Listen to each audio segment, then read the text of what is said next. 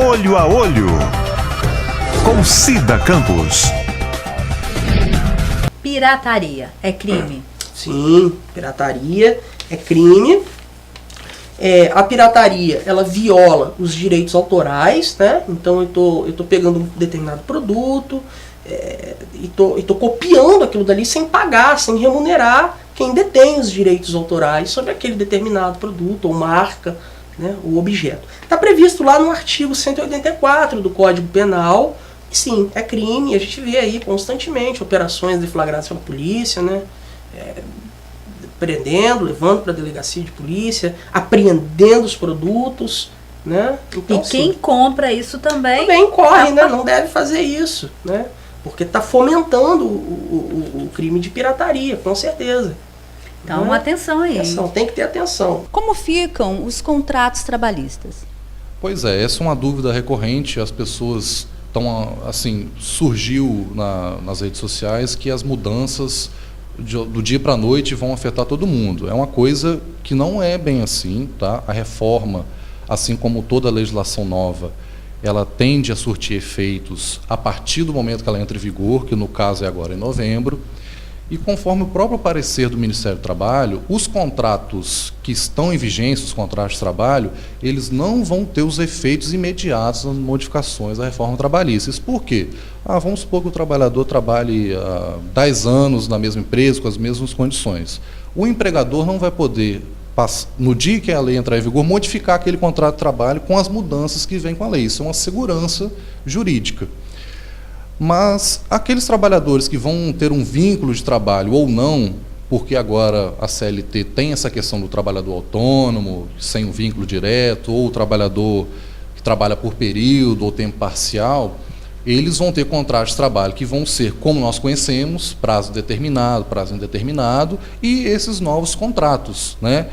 Que o que mais chama atenção é agora a questão da terceirização, que essa é a principal mudança e que, como nós conhecemos, a terceirização é o sem vínculo, né? O terceirizado recebe pelo serviço e ele não tem mais nenhum direito trabalhista que um funcionário com carteira assinada teria.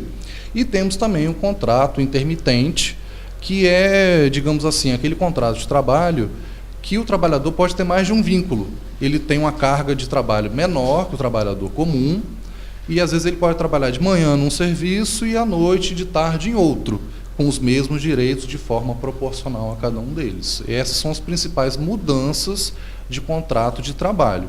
E lembrando que com a lei da terceirização, o nosso poder público previu a questão da segurança, que muito embora seja 18 meses, nós chamamos de quarentena, que é para proibir as empresas de mandar embora aqueles funcionários que estão lá com carteira assinada para recontratá-los como terceirizados. Então, as empresas não vão poder fazer isso imediatamente, vai ter uma segurança para o trabalhador. Essa é a principal segurança para aqueles que pensam, a partir de hoje eu vou ser terceirizado. Não, não é bem assim, entendeu? Como é feita a contagem de prazo nos processos trabalhistas? Bom, no processo trabalhista, a contagem, o início da contagem do prazo acontece igual no processo civil, né? Quando o processo se inicia, que você tem o despacho citatório do juiz para chamar a outra parte para o processo, sai o mandado de citação dessa pessoa. O mandado vai pelo oficial de justiça e o prazo começa a contar a partir da juntada desse mandado no processo. Juntado o mandado, no processo trabalhista, nós temos já a audiência de conciliação. Já é marcada a audiência de conciliação, a primeira coisa do processo trabalhista. A parte que foi citada, ela pode tanto já apresentar alguma petição antes dessa audiência, às vezes para suspensão da audiência, ou juntada de instrumento procuratório do advogado, e depois da audiência, os prazos são contados a partir da publicação. Publicou no Diário Oficial, que os advogados têm acesso, um dia após a publicação, começa a contagem do prazo. O senhor acha que a bebida é a causa? Ou a bebida e outras coisas mais? Não, a bebida é um elemento importante, certamente, que tem algum teor de potencializar esse problema. Mas não é só a questão da bebida. Eu acho que, para além da bebida e para além do uso de drogas, existe uma questão cultural. né? Existe uma questão cultural que tem a ver com a formação da sociedade brasileira e em termos mundiais também. O machismo não é uma exclusividade do Brasil, mas essa cultura do patriarcado, ela é uma cultura da sociedade ocidental, da sociedade oriental, e é um problema da formação social brasileira também. Nós temos visto aí que, infelizmente, o racismo está em todos os lugares. Você dorme, você acorda com pessoas achando que a cor negra é inferior, que a cor negra não pode estar em determinados lugares. Isto é crime? Racismo é crime? Cida, realmente o racismo é um crime, ele é um crime inclusive inafiançável. A nossa Constituição Federal, ela assevera que os crimes de racismo não tem como pagar fiança para a pessoa se livrar da cadeia, diferentemente de um crime, por exemplo, de porte de armas. Uma pessoa que é pega na rua com uma arma, ela tem condições de pagar um valor na delegacia para se livrar da cadeia, momentaneamente. Já o crime de racismo não. Mas existem muitas pessoas que confundem o racismo com o crime de injúria racial. O crime de injúria racial, ele é previsto no Código Penal, e o crime de racismo é uma lei especial de 1989.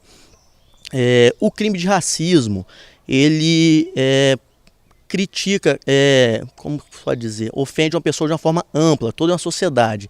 Exemplo, existem agências bancárias, escolas que vedam a entrada ou até mesmo inscrição de pessoas de uma certa cor, de uma certa religião ou até mesmo raça. E isso, no caso, é um crime de racismo, certo? Está vedando, está discriminando a pessoa, não só a pessoa, mas uma sociedade de uma forma ampla. Já o crime de injúria racial, ele é aquele praticado diretamente contra a pessoa. Geralmente ocorre quando está tendo uma discussão com uma outra, determinada pessoa ofende, dizendo que você é uma pessoa negra, você é de uma religião tal, que não deveria estar aqui. Mas o crime de racismo, ele deve ser denunciado por quem sofreu, por quem se sentiu ofendido por ele, porque não podemos deixar as pessoas impunes. É um crime grave, é um crime contra toda uma sociedade. A gente vê muitas vezes famílias ficando com vergonha de ir em uma certa instituição com medo de ser, de certo modo, ofendida ou ser impedida até de entrar. E esse crime deve ser denunciado. A pessoa que sofreu ou se sentiu prejudicada de uma forma racial deve comparecer à delegacia de polícia civil, fazer o boletim de ocorrência e pedir para o delegado investigar esse crime. Automaticamente a justiça depois toma as providências daí em diante. O que é vara civil? Olha só, Cida, vara civil é onde tramitam os processos envolvendo as questões, por exemplo, de indenização, questão de uso capião, todas aquelas demandas, porque o direito civil é um direito particular, é um direito privado. Todas as demandas privadas, com algumas exceções, tramitam na vara civil. Não é? Então a vara civil é onde tramita os processos que demandam o direito particular da pessoa. Uma indenização contra banco, uma ação de uso capião, ações envolvendo aquele direito disponível privado da pessoa. Então, essas perguntinhas que eu recebi aqui, que nós recebemos aqui na TV, dos internautas, como também foram as perguntas para o nosso querido Dr. Tiago, repetição de indébito nas contas, seja elas quais for. A conta de telefone, a conta de água, se de repente veio na minha conta telefônica desse mês, cobrando o mês passado, está pago. E aí? Nós temos duas situações aí. Nós temos paralelo à ação civil a questão do Código de Proteção ao Consumidor.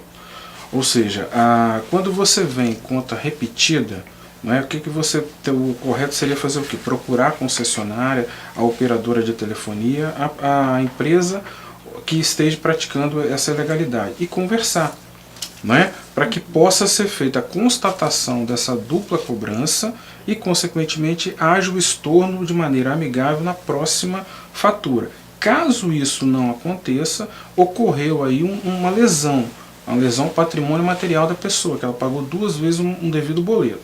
O que acontece? É cabível, nesse caso, de acordo com o Código do Consumidor, o ajuizamento na ação competente do juizado especial, a título de que seja feito um ressarcimento cumulado com uma reparação por danos morais.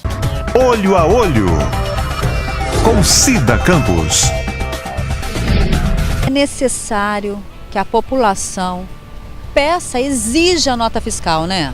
Sim, é muito importante, porque o que acontece é através dos tributos que a praça é reformada, que as escolas são construídas, os postos de saúde também são construídos, são reformados, todos os serviços são oferecidos. Pedir a nota não está causando prejuízo nenhum para você, até porque o imposto você já pagou. Pedir ou não pedir não vai te dar isenção dos impostos. Por isso é muito importante a gente solicitar isso, porque realmente é uma única forma desse dinheiro que é destinado para o Estado, na verdade, ser aplicado para nós consumidores. Por isso é muito importante. Além do que, a nota fiscal é uma prova que nós compramos naquela loja e tudo, além do que a garantia também, né? É a prova da aquisição do produto e a garantia que você tem daquele produto. Voltamos no intervalo. Te interrompi, mas vamos dar seguimento, doutora. Então, aí no ano passado teve uma outra modificação, mas não foi propriamente na aposentadoria. A modificação foi no benefício de pensão por morte, né? E tentaram modificar um pouquinho o auxílio-doença, que acabou, né, não sendo aprovada a modificação que eles queriam. Mas a principal modificação foi no benefício de pensão por morte, porque eles colocaram tempo para qual você pode receber o benefício. Não entendi. O que é isso? O que é isso? Exatamente. Antes, né, de 2015, né, meu marido faleceu e eu era casada com ele, eu posso ter direito à pensão por morte e eu tenho 30 anos e vou receber até eu morrer. Isso não aconteceu, é um exemplo, tá, gente? Não aconteceu, graças a Deus. Mas o que acontece? Esse benefício seria vitalício, entendeu? O benefício de pensão por morte, ele ia ser enquanto o dependente, viúva ou filho, né, tivesse nessa condição, né? Pro filho, quando ele atingia 21 anos, acabava a pensão. Pra esposa, não. Enquanto ela não se casasse de novo, enquanto ela não tivesse uma união estável de novo, ela ia receber a pensão por toda a vida. E era o que acontecia. Elas não se casavam de novo, exatamente, e eles também, né? Tô falando ela, mas pode ser o homem também. Pra não perder. Exatamente, pra não perder o benefício. Ele era vitalício. E aí, a modificação foi... eles criaram uma tabela olhando agora a idade da pessoa que sobreviveu e não da pessoa que morreu. Então, por exemplo, eu tenho 30 anos, eu olho lá na tabela, eu só posso receber o benefício não vitalício, mas por 15 anos. Então, veja, isso foi uma modificação muito grande. E quanto mais nova eu sou, menor é o tempo que eu recebo a pensão.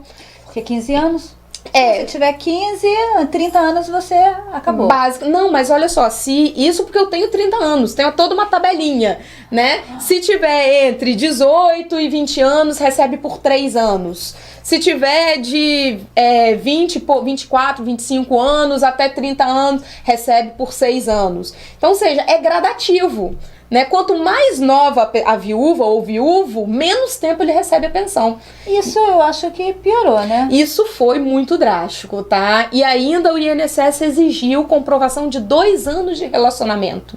Então não era só ser casada, você precisava ser casado há pelo menos 2 anos com a pessoa. Então quer dizer que a Maria está casada com o João há 6 meses. Então ela já não tem direito. Não, o único benefício que ela vai ter vai ser por 4 meses só se a morte foi em virtude de acidente.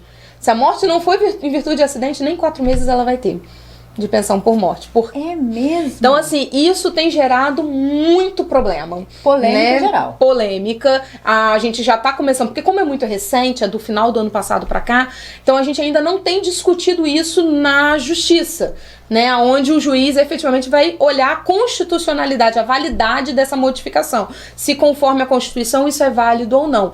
Então a gente ainda está nesse período de análise de se essa tabela efetivamente é uma tabela que vai vingar, vai ficar. Mas já está valendo. Já está valendo. Você pode, se morreu agora, infelizmente você vai pro INSS, ele vai te falar, você só vai receber pensão por morte por 3 anos, ou por 6 anos. Não é mais vitalício. Ou 4 meses. Ou 4 meses, dependendo da situação.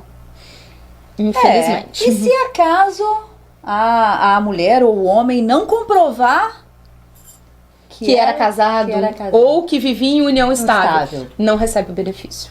E como é provado? Então, na verdade é até mais simples. O problema é que as pessoas desconhecem qual é o procedimento. O casamento é bem simples, a certidão de casamento comprova. Então, isso é só eu ter o documento, levar no INSS e acabou. Pronto. A união estável exige um pouco mais de prova. Ela precisa provar a duração, a continuidade desse relacionamento. Então, declarações de imposto de renda, onde a pessoa consta como dependente, planos de saúde, né, contas conjuntas, comprovante de residência no mesmo local da pessoa que faleceu e da pessoa que sobreviveu. E, o mais importante que ninguém faz, é ir lá no INSS e colocar, olha, fulano é meu dependente. Isso é uma coisa simples, é um cadastro. Então, pode fazer isso? Pode, exatamente. Só que as pessoas não sabem o que tem que fazer. Entendeu? Eu mesma não sabia. Pois é. Então, assim, você vive em união estável. Porque quando é casamento não precisa. Mas quando é união estável, é só você ir lá e falar, eu quero fazer o cadastro do meu dependente. E ele vai cadastrar lá pra você. Então, isso já te dá um caminho para te facilitar receber o benefício inimaginável. Porque nós temos aí várias pessoas em uma situação, principalmente na situação financeira que nós estamos passando agora no nosso país. E um aqui risco no Brasil. Tem pessoas que hoje não está aposentada, tem pessoas hoje que não tem um emprego ou que não declara imposto de renda. Então, para essas pessoas, né, mais ou menos sem informações, porque algumas das pessoas não estão tão bobas mais. Mas a informação não chega às vezes como deveria, né? Como essa que a senhora acabou de falar. Essas pessoas que têm dificuldade de comprovar como a água e a luz já serviria mesmo que não estivesse em meu nome, eu faleci. Deus me livre e guarde. Eu faleci, mas o meu esposo não vai estar em nome dele a água, vai estar no meu nome. E aí? Então, existe mesmo que a documentação não seja suficiente, o próprio INSS tem um procedimento que ele chama de justificação administrativa, onde você pode levar testemunhas e demonstrar que as pessoas viviam juntas, tá? E o que é mais legal é que o próprio site do INSS, ele tá cheio de informações. Então, assim, não é um tipo de informação que é negada, ela só não é acessível a todos, né? Mas se você for buscar, o próprio site ele tá cheio de links e até fácil navegação, onde você encontra lá, inclusive, um rol de documentos que você precisa levar e apresentar para eles. Doutora, vamos dizer que o João esteve no INSS e colocou a Maria como dependente. Só que eles se separaram. Como fica isso? Ele tem que voltar no INSS e fazer essa observação, informar o INSS que a Maria já não é mais dependente dele? O ideal sim, tá? Principalmente porque se eles tiverem um outro relacionamento depois, né? Porque enquanto tá vivo, é o que sempre eu falo, enquanto tá vivo tá tudo certo. É verdade. Quando infelizmente um falece e fica aí ex-esposa ou ex-companheira, atual esposa e atual companheira, dá problema, entendeu? Porque uma vai falar, não, mas eu sou a titular, não, mas eu sou a que estava de fato com ele quando ele morreu. E aí? E aí o INSS, na verdade, ele vai escolher para aquela que estava com ele de fato, e não a que está no documento, tá? Só que, primeiro ele vai no documento. A de fato tem que ir lá e demonstrar, não, peraí, esse documento não é a realidade é essa. Tá? Então, primeiro ele vai no documento e depois ele vai para de fato. O INSS não divide pensão, tá? Para ex-companheira, atual companheira, nem concubina, amante, também não divide. Isso é bom. Mas a justiça divide. É mesmo? É mesmo. Então, assim, o INSS nega, né? Mas se você comprovar que ele mantinha ou ele ou ela, né? Mantinha duas casas ao mesmo tempo, né? O juiz pode conceder que seja dividida a pensão por morte. Isso é um problema sério. Para vocês que estão nessa situação, abre o olho, hein? Doutora, quer dizer que não é tão fácil assim, né? As coisas às vezes mudam para melhor e às vezes para pior. Exatamente. Em alguns casos, nessas mudanças aí, né, na Previdência, foram boas, né? Olho a Olho, com Cida Campos.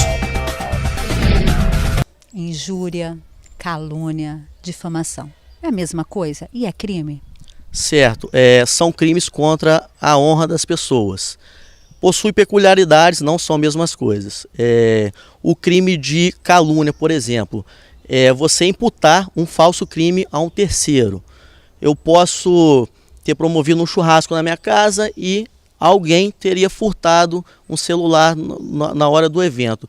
eu automaticamente imputo um crime. Fulano furtou o celular lá na minha residência e foi ele que furtou e levou para casa. Se eu publicar, se eu expandir essa notícia para todas as pessoas que estão naquele churrasco ali, ficou configurado um crime de calúnia. Se a pessoa que eu imputei esse crime conseguir provar que isso que eu falei dela não é verdade, automaticamente eu cometi um crime de calúnia, certo? Que é um crime de denunciação caluniosa. Aí eu vou ser responsabilizado nas penas da lei. O delito de injúria, ele está previsto também no Código Penal e ele consiste no fato de uma pessoa ofender a outra. Exemplo, você é um ladrão. Se eu fizer isso e a pessoa se sentir ofendida, ela tem o direito de registrar um boletim de ocorrência na delegacia e representar esse ofensor criminalmente. Ele vai ser responsabilizado, né, nos termos da lei. A questão do crime de difamação, ele é um crime mais voltado para a honra da pessoa, a pessoa imputar fatos desabonadores da outra. A gente pode citar o exemplo de uma pessoa que trabalha em uma certa empresa e muda de emprego, começa a trabalhar numa empresa concorrente diretamente desse antigo trabalho. Uma pessoa, um vizinho, qualquer pessoa que seja, começa a espalhar que ele é um traidor, que ele só mudou de empresa para prejudicar o ex-patrão. Esse, no caso, seria um crime de difamação, que a pessoa recebeu notícias de fatos desabonadores da sua pessoa, certo? Então o ser humano precisa ter muito cuidado com o que fala, porque isso tudo é crime. Certo. A legislação não veda você falar o que você pensa das pessoas. Só que nós temos que ter muitas responsabilidades ao proferir palavras, até para quando a gente está com raiva, quando a gente está nervoso, quando está discutindo, certo? A gente ter cuidado com o que posta na internet, com o que às vezes tem pessoas que não gostam de certas brincadeiras, no local de trabalho, por exemplo. E a gente deve ter muito cuidado com essas brincadeiras, com os palavrões que falam, com o que falam de pessoas, com as fofocas que muitas vezes acontecem em locais de trabalho. Devemos ter muito cuidado com isso. A legislação penal ela é muito severa contra esses delitos, certo? E devemos evitar falar coisas que não sabemos o conteúdo de terceiros. Homofobia. Certo. A homofobia ela vem sendo muito discutida no país, né? É uma das pautas, uma das agendas que está ganhando espaço dentro do Congresso Nacional, nos meios sociais, mas ainda não há um tipo penal especificando o crime de homofobia. Então, no país ainda não é crime a homofobia. Agora, nós podemos enquadrar condutas homofóbicas, né? Aquela aversão ao homossexual, a pessoa que tem a opção sexual dela diferente. Muitas vezes da nossa, né? Nós podemos enquadrar elas em outros tipos penais já existentes. Dependendo da situação, eu posso ter ali uma injúria, né? Uma difamação, um crime contra a honra, uma agressão, que seja. Então existem outros tipos que são enquadráveis. Agora, o que se busca é realmente um reforço nisso, um tipo penal específico, porque o Brasil, no mundo, é o país que mais mata homossexuais. Então isso precisa ser combatido, isso é urgente. Inclusive a Ordem dos Advogados do Brasil está tomando a frente disso, é pioneira nessa discussão. O projeto que está tramitando no Congresso tem iniciativa da OAB, do Conselho Federal da OAB, e nós esperamos muito que isso passe. Audiência de conciliação. Costuma-se, às vezes, uma das partes não comparecer? Costuma não comparecer. É normal? É normal. O não comparecimento da parte na audiência, se for o reclamado, que na verdade são as empresas ou os empregadores, em regra, isso aí é revelia. E eles, tudo que foi dito contra eles na inicial é dado como verdadeiro e o juiz já sentencia. Já sai uma sentença condenatória para a parte que não foi, no caso reclamado. Se o reclamante, que é o autor do processo, não comparecer, o processo é arquivado. E se acaso quem não compareceu vai à revelia, ok? Ele tem direito de recorrer? Tem direito de recorrer daqueles pontos que foi na sentença. Porque às vezes ocorre dele não ter sido citado. Acontece. E a pessoa às vezes chegou um mandato citatório lá, só que foi para outra empresa. foi para outra pessoa. São casos que acontecem, a pessoa pode recorrer sim, depende de caso a caso, né? Internet. O doutor Adílio acabou abordando aqui uma bela fala, não é terra sem lei. Certo. Né? Quer dizer, existe lei, existe dono. Fotografia. Quando eu acabo colocando uma foto sua porque você foi o fotógrafo, e aí para uma campanha, ou até mesmo para uma loja minha, de repente eu quero colocar ali coleção de verão, e você tirou uma bela fotografia de um coqueiro, ou de uma praia bonita, de até mesmo alguns biquínis, e aí? Como que funciona essa terra sem lei? Essa é a grande questão. Muitas pessoas utilizam esse argumento que é pífio. Realmente a internet não é uma terra sem lei. Ou nós nos acostumamos, ou nós entendemos que o futuro, que as inovações nos trazem novas situações, mas que isso não significa que é bagunça, ou nós vamos continuar levando adiante desvirtuamentos que não têm sentido. Por que que a minha foto está protegida aqui, quando eu lido com ela, talvez impressa num papel, quando eu trato ela através de um contrato, mas ela não estaria protegida na internet em tempos em que as nossas fotos já não têm mais filme? As nossas fotos são feitas em cartões digitais. É verdade. Então como é que eu posso fugir da realidade de que é um arquivo digital e o que circula na internet são elementos digitais, são formatos digitais. Então a internet não é uma terra sem lei. Ah, mas se você colocou na internet, você está permitindo que você seja copiado ou utilizado irregularmente. Não, eu não estou. Eu estou utilizando de novos mecanismos, eu estou utilizando de novas ferramentas que me possibilitam mostrar a minha imagem. Quando eu coloco a minha imagem no site, no meu site, eu não estou permitindo que ninguém vá lá, dê um botão direito e copiar na minha imagem e utilize em qualquer lugar. Seja numa campanha publicitária, como você citou, seja sequer dentro da sua própria casa. A pessoa não tem o direito de copiar uma foto minha, mesmo que eu coloque ela na maior resolução possível. Esse é um direito que eu tenho, colocar na maior resolução. Eu não estou autorizando que a pessoa imprima e faça um quadro para a sua casa.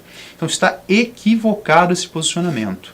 A internet é uma veiculação da minha fotografia, gera responsabilidade civil, gera pagamento. Se eu autorizar, a pessoa vai me pagar para utilizar.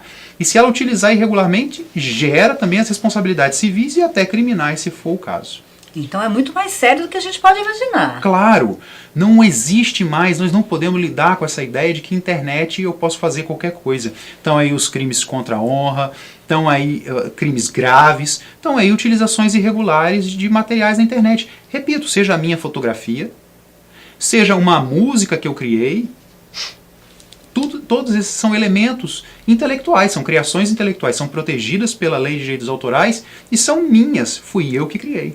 Muitas mulheres têm medo de denunciar o seu companheiro, de repente porque depende financeiramente dele, ou de repente porque ela é ameaçada, ou de repente porque tem filhos e fica com medo de não estar amparada com uma casa, com alimento, seja com o que for.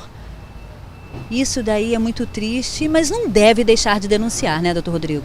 Claro, a mulher muitas vezes deixa de denunciar o companheiro, o ex-companheiro, o marido, o ex-marido, em função desses temores, mas a própria lei estabelece regramento especial sobre isso.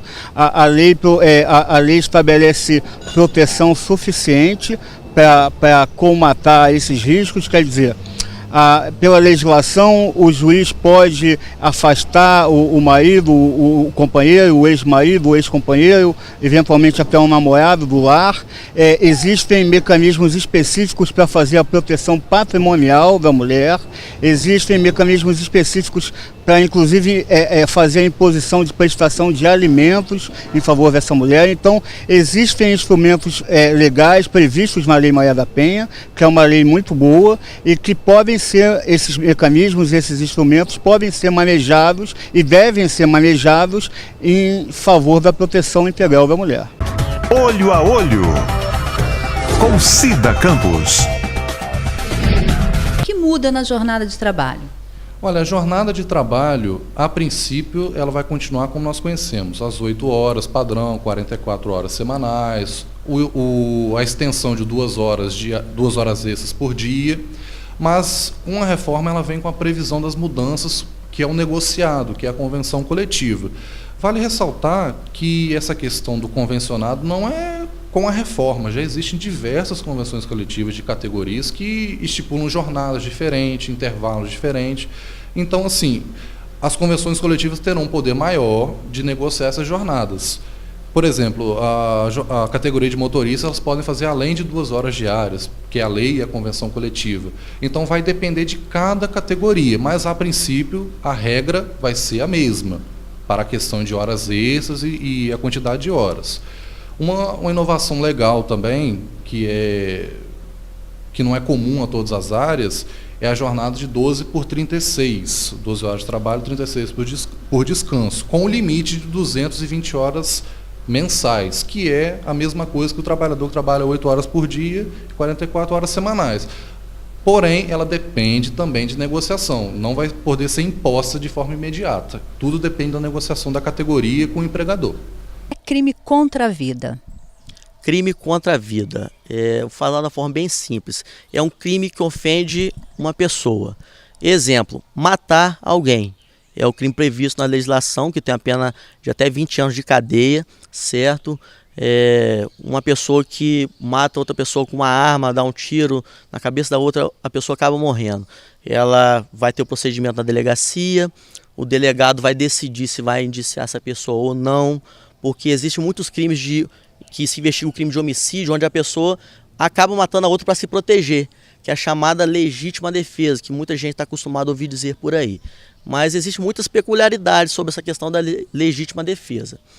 Mas vamos lá, uma pessoa mata outra pessoa na rua, ela é encaminhada para a delegacia, o delegado vai lavrar o flagrante, vai tomar o depoimento dos policiais militares, alguma testemunha que tenha presenciado, e esse processo vai ser encaminhado para o juiz, né, que é o juiz da vara criminal da comarca onde esse crime tenha ocorrido. Posteriormente, essa pessoa vai ter o direito de se defender e, ao final desse processo, o juiz vai dar uma decisão de pronúncia ou impronúncia. Se ele pronunciar essa pessoa que matou a outra, significa que ela vai ser submetida a um tribunal do júri, onde vão ser pessoas votando para que ela ou seja condenada ou seja absolvida. E se o juiz entender que a pessoa não praticou esse crime de homicídio, que é um crime, né, contra a vida da pessoa, ele vai dar uma decisão de impronúncia dizendo que ele entendeu que a pessoa é inocente e não praticou esse crime de homicídio, que é um crime contra a vida. Certo? Claríssimo. Então quer dizer que se o João, ele não matou o Pedro, mas ele foi acusado de ter matado, o juiz até então com as provas verificou que não, então ele pode ser absolvido. Pode ser impronunciado, pode ser absolvido, né? Tem muita gente que confunde impronúncia com absolvição, mas o termo técnico para essa questão de crimes contra a vida seria uma decisão de impronúncia, significa que ele é inocente. Mas se ele entender que ele foi culpado da morte, que não teve motivos, entendeu? Ele vai ser submetido a um tribunal do júri, onde vai o promotor falar sobre o caso, o juiz, o advogado, e os jurados vão votar para que ele seja ou condenado ou absolvido. Quando o poder público não atende bem um idoso, às vezes ele está ali, bate em uma porta, bate em outra, e aí um funcionário fica jogando um para o outro e ninguém sabe nada, e às vezes até mesmo diz não sei, e o idoso fica para lá e para cá. Existe alguma penalidade? Sim, pergunta muito interessante, Cida. Primeiro, falando dentro do Código de Defesa do Consumidor, o artigo 22 fala da má prestação do serviço. Então, tanto entidades privadas quanto públicas, elas devem prestar uma adequada prestação de serviço a todos esses consumidores. Não apenas os idosos, mas a nós também. Caso algum idoso se sinta ofendido de alguma forma ou que essa prestação de serviço foi deficitária, você pode procurar a corregedoria desse órgão público para fazer o questionamento. Existe o PROCON, existe o Ministério Público, Defensoria Pública. É importante ressaltar também, não apenas o Código de Defesa do Consumidor, mas o próprio Estatuto do Idoso também, que é uma legislação federal que também traz outras prerrogativas a esse grupo de pessoas. Pelo seguinte, hoje em dia é muito comum asilos, lares para pessoas idosas e tudo. E o que acontece? Alguns são públicos e outros são privados. Também existe penalidade, porque não é estranho a gente acompanhar na mídia alguns desses asilos que abandonam os idosos realmente. Eles ficam todos sujos, sem cuidado, sem alimentação, e o próprio estatuto ampara esses idosos com advertência, multa, suspensão das atividades, afastamento do diretor e inclusive a própria interdição. Também no próprio estatuto é importante dizer, no caso quando você falou sobre entidades, e aí eu torno um pouco mais amplo com questão, por exemplo, a questões financeiras, bancos. Hoje a legislação ela aborda o atendimento prioritário e imediato aos idosos. E não deixa de ser comum a gente ver as pessoas olhando, virando o rosto, fazendo pegadinhas com esses idosos que têm esse atendimento imediato e prioritário. E isso é importante ressaltar. O Estatuto proíbe qualquer tipo de discriminação e preconceito com esses idosos, inclusive com pena criminal. Detenção de 6 meses a 1 ano. Isso quer dizer o quê? É um crime que essas pessoas estão praticando com esses idosos. Então, se de alguma forma esse idoso se sentir que está sofrendo um preconceito, que os funcionários estão jogando um para o outro e deixando aquela pobre pessoa ali, aquela pessoa isolada, sem atendimento, se ela se sentir realmente que ela está sendo ofendida, que está tendo um preconceito, é muito interessante ela procurar testemunhas que presenciaram aquele fato, ver se naquele local existem câmeras, senha. Quanto maior número de provas ela possuir, conseguir deter, melhor para ela conseguir provar essa infração. A mulher, ela denunciou, foi até a Delegacia das Mulheres, foi para a Justiça, né? E aí a juíza ou o juiz determinou uma medida protetiva, mas este camarada não respeita. O que esta mulher deve fazer? Não, veja, quando há uma medida protetiva decretada em favor de uma mulher em contexto de violência doméstica ou familiar, em contexto da legislação da Maria da Penha, a polícia, uma vez acionada, deve ir até o local e realizar a prisão do marido, do companheiro, do ex-marido, do ex-companheiro, do namorado que estiver violando a medida protetiva. Uma vez que o agente agressor viole a medida protetiva, cabe à autoridade policial realizar a prisão, até porque essa prisão tem a função principal de sanar, de evitar aquele risco que está acontecendo ali, aquela situação de vulnerabilidade para a mulher. Caso então a mulher deve, né, entrar em contato com a polícia sempre que o agressor estiver violando a medida protetiva. E a autoridade policial, verificando que o agressor está violando a medida protetiva, realizará a prisão.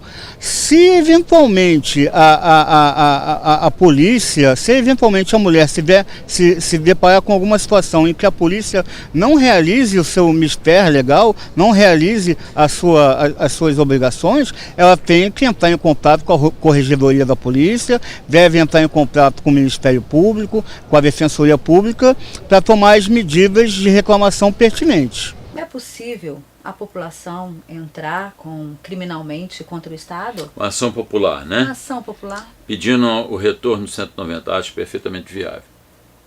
Perfeitamente viável. Aí você transfere a responsabilidade para o Estado, que é dele. Mas palpavelmente você tem condições de entrar com ação popular, e acho até uma ideia muito boa, para retornar a proteção do cidadão. O Estado é que tem que cuidar da segurança do cidadão, ele paga tributo para isso, está na Constituição.